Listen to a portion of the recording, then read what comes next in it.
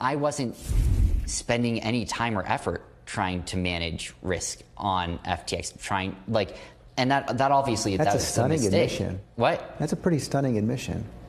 Yeah, I mean, I don't know what to say. Like, what happened, and like if I had been spending an hour a day thinking about risk management on FTX, I don't think that would have happened. I think I stopped working as hard for a bit.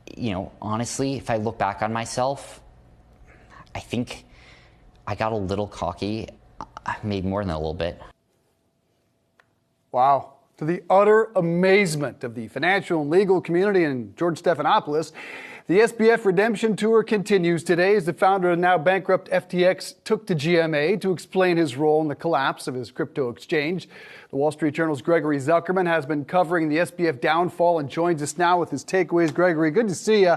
This is going to give you a blank slate here. Your reaction to the last 24 hours. Has he helped himself at all, and what stands out to you most? It's a little bit like the George Costanza defense or strategy. I don't know if you know the episode of Seinfeld, doing everything you wouldn't think logical and rational. Normally in these cases, you lawyer up, you don't talk to the media. I mean, as a member of the media, we're appreciating it. But it's not necessarily a traditional approach. Might it work, this unorthodox approach?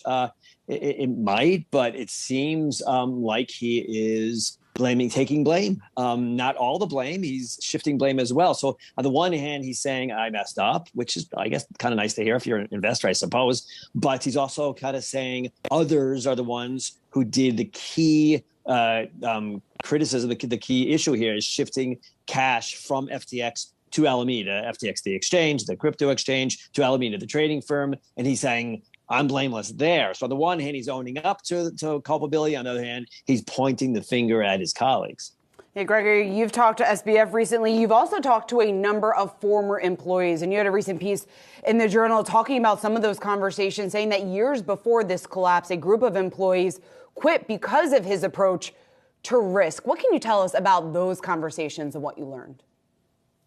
Yeah, that was kind of startling in that some of the very issues that we're focusing on today, the lack of risk controls, accounting, commingling of cash, not paying attention to all these types of dangers, they were all identified years ago in 2017, early on at Alameda, and till the spring of 2018, senior employees, colleagues of Sam Bankman-Fried, pointed the finger at him and said, you're doing this the wrong way. You're not adopting proper risk control, just sort of basic stuff. And he was dismissive of those concerns. So to me, you can't really make some argument that, geez, I wish I'd known better. Again, another George Costanza reference there. Who am I?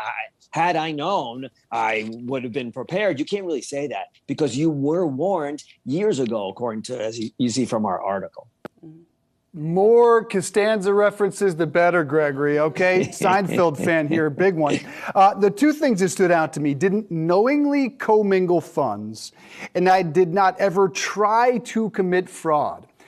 Is that possible given all the things you've reported and have learned about the collapse of FTX and the intermingling of itself? Yeah, it's possible. I'm open to the argument that they were a bunch of young, not very savvy, not really financially sound trader types who got in over their heads. There's a possibility of that, but you don't want to say that, and I don't want to suggest that they're not culpable and they're not and they're blameless. They clearly are. You can't start this exchange and take customers' money. They had customers from over the world. Some of them smaller, obviously, many of them bigger, and then they told these customers that we will not use your cash in our trading elsewhere, in our trading shop, our sister trading shop, Alameda, or elsewhere. And they did so. And frankly, I don't think the interviews so far have really focused on that enough. At the end of the day, they did something that they promised they would not do. That, and they meaning Sam Bankman-Fried. So yes, did he take his eye off of the ball, as he's saying to every journalist out there, including,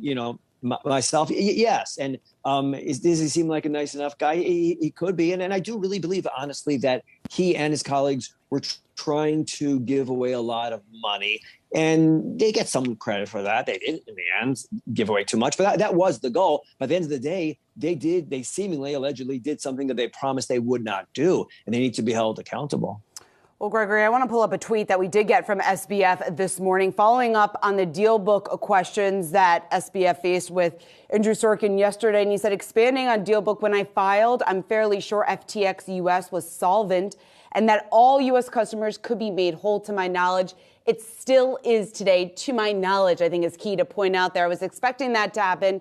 I'm surprised it hasn't. I'm not sure why U.S. withdrawals were turned off. What do you make of his argument just in terms of the state of FTX when it did file for bankruptcy and what you think we'll likely see in the coming weeks, months, potentially years? Yeah, it could be years. This case is going to go on for a long time. It feels like he's trying to make a distinction between FTX US and the other part of the company, the customers elsewhere in the world. And I guess he's kind of saying, hey, you fellow Americans, you should be fine. We should be able to get your money back. It's not my fault. Don't blame me, my fellow Americans. And everybody else, I'm not really as concerned or focused, or I acknowledge that they may have lost everything. I don't know. To me, you've made a blanket statement to your customers, and you need to be held accountable for misleading them in terms of, or allegedly misleading them. One of the remarkable things here is that he was the one pushing regulation in D.C., regulation that might have sniffed this out well before it actually collapsed. And you point out in your reporting that that's ultimately what broke him and formed a lot of enemies. So there was a hearing today on Capitol Hill on crypto. Did anything come out of it? Do you expect Congress to find regulation in the months ahead? And any theories why he was actually on Capitol Hill pushing for regulation?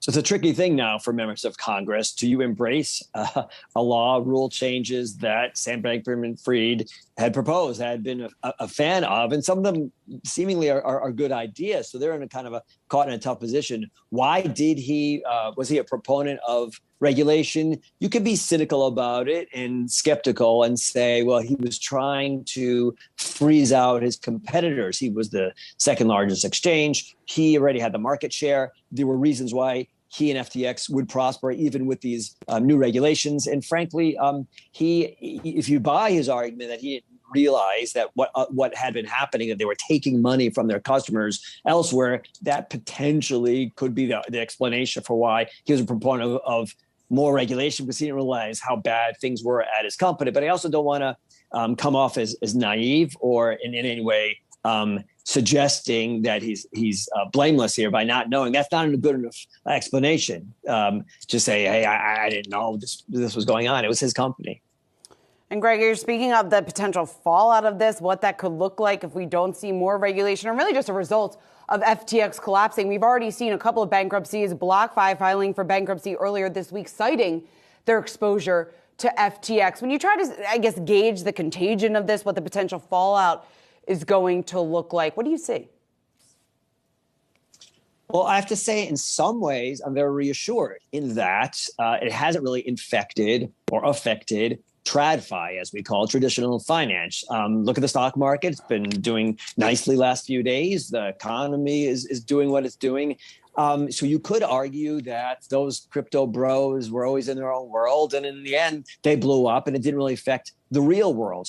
I would also argue, though, that it has having tremendous effect on all kinds of people within this world, and it's an enormous world, as you suggest. There are a lot of people that have left traditional finance and other kinds of jobs for the crypto world, and of course, there are investors in this world. And yeah, Bitcoin is stabilized around $17,000, but it's down a ton, and there's a lot of pain there. So I don't want to minimize the pain that is being felt out there.